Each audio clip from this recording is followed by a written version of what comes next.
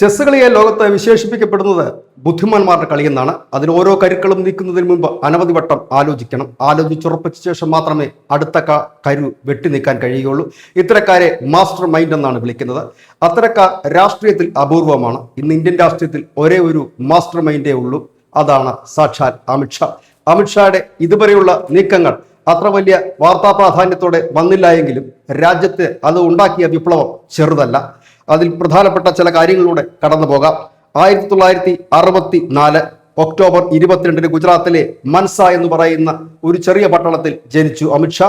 ഒരു ചെറിയ ബിസിനസ് കുടുംബമായിരുന്നു. പിന്നീട് 1982 RSSൽ ചേർന്നു. അവിടെ വെച്ച് നരേന്ദ്രമോദിയെ പരിചയപ്പെടുന്നു. പിന്നീട് ABVPയിൽ എത്തുന്നു. 1997 ഗുജറാത്ത് സർക്കസ് നിയമസഭാ മണ്ഡലത്തിൽ നിന്ന് അദ്ദേഹം ആദ്യമായി വിജയിക്കുന്നു. തുടർന്ന് 1998, 2002, 2007 എന്നീ തെരഞ്ഞെടുപ്പുകളിലും തുടർച്ചയായ വിജയം. 2002 നരേന്ദ്രമോദി മുഖ്യമന്ത്രിയായി ഗുജറാത്തിന്റെ ഉത്തരവാദിത്തം ഏറ്റെടുക്കുമ്പോൾ അനവധി പ്രശ്നങ്ങളാൽ സങ്കീർണമായിരുന്ന ഗുജറാത്തിന്റെ ആഭ്യന്തരമന്ത്രിയായിരുന്നു ശ്രീ അമിത്ഷാ. 2005 സൊഹ്റാബുദ്ദീൻ എൻകൗണ്ടർ കേസിൽ വലിയ കോലാഹലങ്ങൾ ഈ രാജ്യത്തുണ്ടായി. കോടതിയും പത്രങ്ങളും എല്ലാവരും വിചാരണ ചെയ്ത കേസിൽ ഒടുവിൽ അമിത്ഷാ ജയിലിൽ പോകുന്ന ഒരു സാഹചര്യം ഉണ്ടായി. 2010 ജൂലൈ 24 അദ്ദേഹം രാജിവെച്ചു. ഇതോടുകൂടി അമിത്ഷാ എന്ന് പറയുന്ന രാഷ്ട്രീയ പ്രവർത്തകന്റെ ജീവിതം അവസാനിച്ചു എന്ന് പറഞ്ഞവരെ കണ്ണു തെളിച്ചുകൊണ്ട് 2014 പ്രധാനമന്ത്രിയായി നരേന്ദ്രമോദി ഉയർത്തി കാണിച്ചുകൊണ്ട് BJP തുടങ്ങിയ പ്രചരണത്തിന്റെ ഉത്തർപ്രദേശിന്റെ ചുക്കാൻ പിടിച്ചത് അമിത്ഷായായിരുന്നു. വടക്ക് പടിഞ്ഞാറൻ UPയുടെ ചാർജായിരുന്നു അമിത്ഷായ്ക്ക്.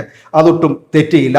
ആ നടന്ന തെരഞ്ഞെടുപ്പിൽ 2014 ഉത്തർപ്രദേശിൽ നടന്ന ലോക്സഭാ തെരഞ്ഞെടുപ്പിൽ 80-73 നേടിക്കൊണ്ട് ഒരു വലിയ ജൈത്രയാത്രയ്ക്ക് തുടക്കം കുറിച്ചു. അതായത് 1984 കേവലം 2 സീറ്റ് മാത്രം ഉണ്ടായിരുന്ന BJP 2014 ആയപ്പോഴേക്കും 282 സീറ്റ് തനിച്ച് നേടുന്ന നിലയിലേക്കും കേവല ഭൂരിപക്ഷം ഉറപ്പിക്കുന്ന നിലയിലേക്കും എത്തി. അവിടെ നിന്ന് അങ്ങോട്ടൊരു ജൈത്രയാത്രയായിരുന്നു. പിന്നീട് മോദി പ്രധാനമന്ത്രിയാകുകയും ഷാ പാർട്ടിയുടെ അധ്യക്ഷ സ്ഥാനത്തേക്ക് വരികയും ചെയ്തു.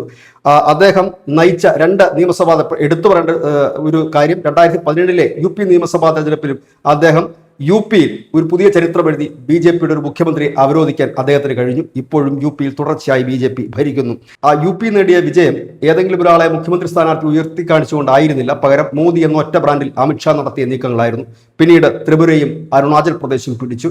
ത്രിപുരയും അരുണാചൽ പ്രദേശും ഒക്കെ BJPക്ക് വാലികേറ മലകളായിരുന്നു എന്നുകൂടി നാം ഓർക്കേണ്ടതുണ്ട്. 2019 BJP 303 സീറ്റ് നേടിയാണ് അധികാരത്തിൽ വന്നത്. 282 നിന്നും 303 ഒരു കുതിച്ചുചാട്ടം. അമിത്ഷാ ഗാന്ധിനഗറിൽ നിന്നും വിജയിച്ചു. ഇന്ത്യയുടെ ആഭ്യന്തരമന്ത്രിയായി. CBIയും ITBPയും SSB, RO, NIA, NCB, ATS തുടങ്ങിയ ഏജൻസികളുടെ എല്ലാം തലപ്പത്തേക്കെത്തി.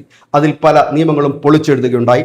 2019 ആഗസ്റ്റ് 5 ആർട്ടിക്കിൾ 370 എടുത്തു കളഞ്ഞുകൊണ്ട് ഇന്ത്യയുടെ ചരിത്രത്തിൽ പുതു നാമ്പ് തെളിയിക്കുകയായിരുന്നു അമിത്ഷാ. പൗരത്വ ഭേദഗതി നിയമം നടപ്പാക്കി. അതിനെതിരെ ഉയർന്നു വന്ന രാജ്യവിരുദ്ധ പ്രക്ഷോഭങ്ങളെ ശക്തമായി നേരിട്ടു. രാജ്യത്ത് ഉയർന്നു വരുന്ന വിഘടനവാദികളെ വേരോടെ പിഴുതെറിയാൻ അദ്ദേഹത്തിനായി. അതിർത്തി ഗ്രാമങ്ങളിൽ ഒരുപാട് വികസന പ്രവർത്തനങ്ങൾ എത്തിച്ചുകൊണ്ട് അവിടെ അദ്ദേഹം ഒരു പുതിയ അധ്യായം എഴുതി ചേർത്തു. സൈബർ സുരക്ഷ മെച്ചപ്പെടുത്തി. മയക്കുമരുന്നുകളുടെ ആ ഒരു വരവ് തടയാനായി ബോട്ടം ടു ടോപ്പ് എന്ന പുതിയ ഒരു സമീപനത്തിലൂടെ ആണ് അദ്ദേഹം ഭരണത്തിൽ മുൻപോട്ട് പോയത്. റെഡ് കോറിഡോർ സ്ഥാപിക്കാൻ ഒരുങ്ങുന്ന ഈ ചുവപ്പൻ ഭീകരതയെ തുടച്ചു നീക്കുവാനും അദ്ദേഹത്തിനായി.